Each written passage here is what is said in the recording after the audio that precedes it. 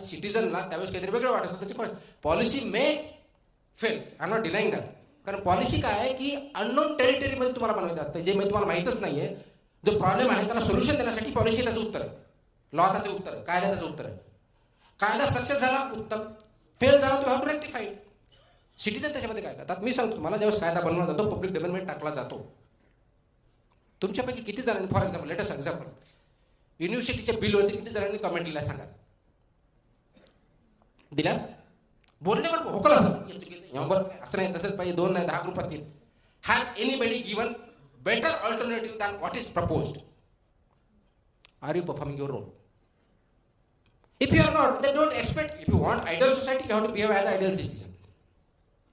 If you want ideal society, you are behaving as an ideal citizen. याचाच फरक आहे फक्त आयडियल आणि आयडल मध्ये, लक्षात ठेवा. How much difference it can make, how much. मग तुम्हाला भ्रष्टाचार मुक्त प्रशासन जर पाहिजे असेल तर अधिकारी तसेच बनावं लागतील. मग तुमची एक्झाम सिस्टम तशीच लागेल चांगली. आणि कायद्याच्या बाबतीत कायदा आहे ना, कुणी सांगितलं कायदा नाही?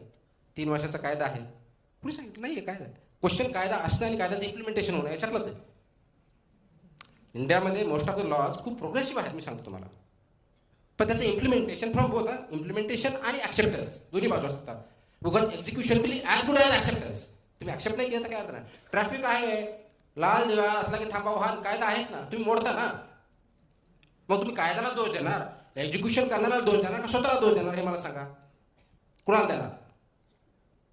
करप्शन करून आहे ना, माझ्या मुलीचं ॲडमिशन आहे हो, 2 दिवस कशाला आम्ही चुकून राहिलं म्हणजे आजच अप्लाय कर, देऊन टाका तेवढं, तुम्हाला काय पाहिजे देऊ. किंवा मित्र आहे देऊन टाक, हे काना डोळा कर.